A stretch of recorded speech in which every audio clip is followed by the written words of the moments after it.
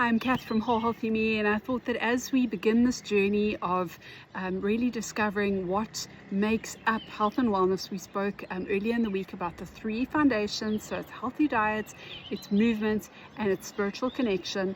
We're going to start with what we eat, and I thought I'd share a little bit with you about what I eat in a day and how I balance out my eating. Now, I actually find that doing intermittent fasting really works for me, and so I eat in quite a limited window. I'm just not hungry early in the morning, and I find that if I eat a little bit later in the day, I actually have more energy eating in that way, and so often I'll only eat 2 meals a day. So generally from Monday to Saturday, sometimes Monday to Friday, depending on what we're doing on the weekend, I will eat 2 meals a day. And then either Saturday or Sunday, one of those days or both, I might eat 3 meals, really just making sure that I'm giving my body all of the good building blocks it needs. But when I do eat those meals, I need to make sure that they are packed with enough calories and enough nutrients to really energize me and keep me going. So that's the first thing. Second thing is I then try, and at least once a week, or at the moment I'm doing once every 2 weeks, an extended fast. So at the moment what's working for me is to do an extended fast Thursday, Friday, maybe through to Saturday every 2 weeks, because I'm doing a series of liver cleanses. You might have heard of the Holder Clark liver cleanse with the olive oil and the lemon. So I'm just doing that at the moment. I thought I would do a few of those. She always recommended doing a few of those every 2 weeks apart, until you feel like your liver's had a good flush. Don't do that all the time. I just do that every now and again. I actually haven't done those for quite a long time. If I'm not doing that, then I try and fast 1 day a week. So for example, actually I'm finding Tuesday is a busy day with meetings. We have a lot of our team meetings on a Tuesday at the office, and so I don't often get to food anyway. So what I would do then is I would have my last meal on a Monday night, and then I don't eat again until Tuesday night. So it's just 24 hours, but it's just enough to give your body the opportunity to kind of reset. Okay, so that is the first thing. I think that our bodies were made to have seasons of not having food and not eating all the time or drinking all the time. And so we will get into fasting at a later stage, but that is definitely something that helps keep you metabolically fit, and we want to keep metabolically fit as we age to keep well. That's the first thing. Second thing is, what do I eat when I am eating? And so really I am focusing on a very simple meal plan. My way of eating has changed quite dramatically over the last year.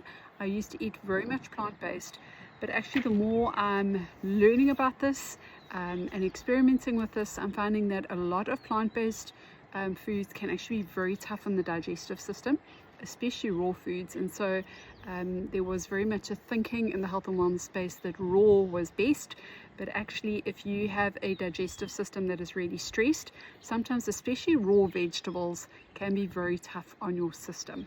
So if you think about it, fruits were made to be eaten when they're ripe and in season and organic. They were something that was created ready for us to enjoy, and the tree wants you to eat its fruit, if you think about it that way. But vegetables, a lot of them actually have a protection, especially grasses and leaves and things like that. They don't want to be eaten, and so they have a whole lot of things inside of them that can actually make them quite tough to digest. So if a cow eats grass, for example, it has all those stomachs that has to go through to really be broken down well. We don't have the same digestive system. So I really have had this kind of revelation around the fact that I was eating so many plant-based foods but still could be really bloated, and actually some of those plants weren't actually good for my system. And so at the moment what I'm really focusing on is firstly grass-fed meats, grass-fed, grass-finished. So the difference between grass-fed and grain-finished, which can reverse a whole lot of the benefits of the grass-fed, or finding a local farmer who's grass-fed, grass-finished, buying directly from the farm, knowing that those animals were treated in the right way, and that would be then beef and lamb or venison and things like that.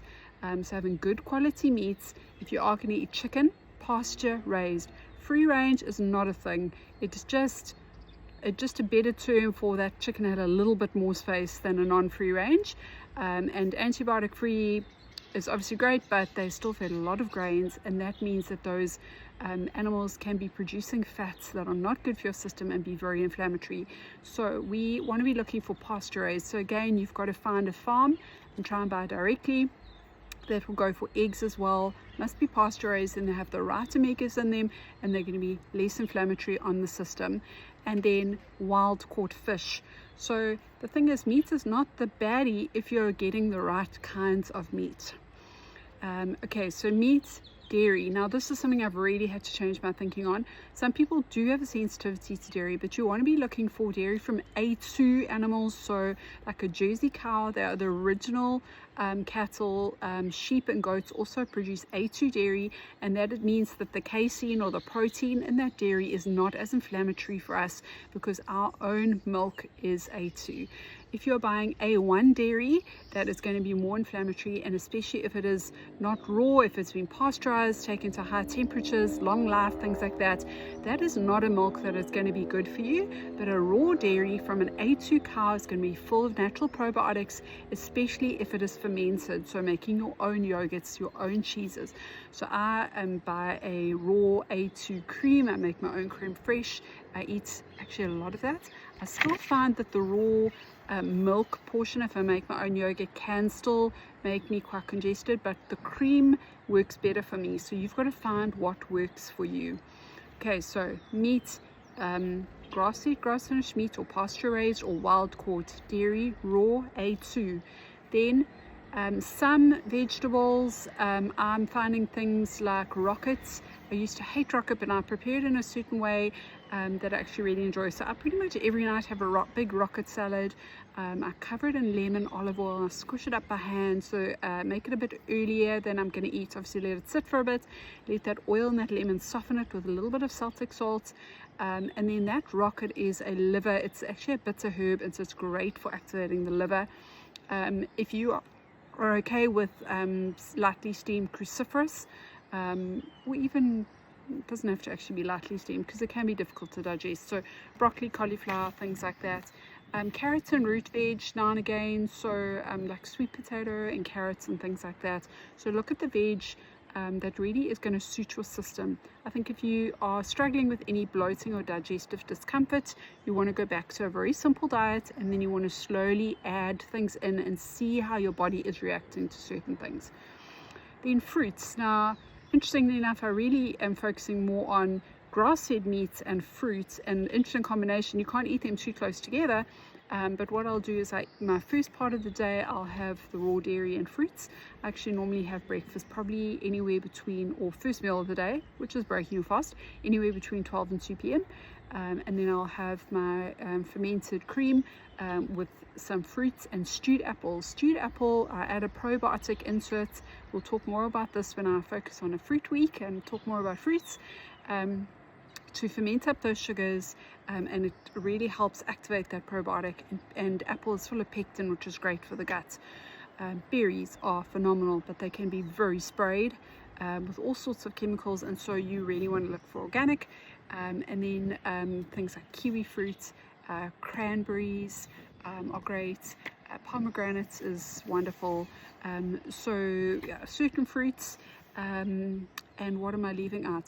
Sweeteners, honey is remarkable, but you want to be looking for a local raw honey. Even a Manuka honey is amazing, but obviously in this country is incredibly expensive, so that could be tricky.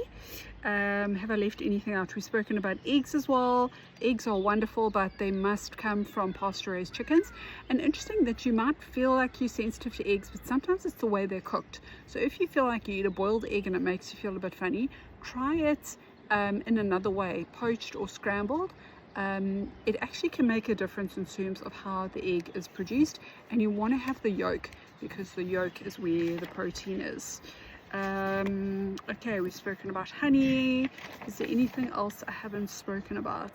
Okay, I've spoken about bitter herbs, great for assisting the liver, but we'll get more into all of this. I'm going to break these all up and speak about them separately.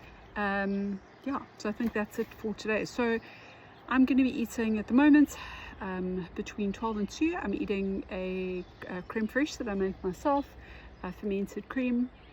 I use my Instant Pot. I'm going to be adding some stewed apples, some other fruits, to that. And then at night I'm eating my big, so I like eat a whole plate of that rocket salad, sometimes with broccoli sprouts and things mixed through, and then I'm eating some kind of meat, potentially slow cooked, which is really a GAPS diet recipe. GAPS diet is really made for people with lots of allergies and want to break it right down and really go to basics and then build back up to rebuild their system.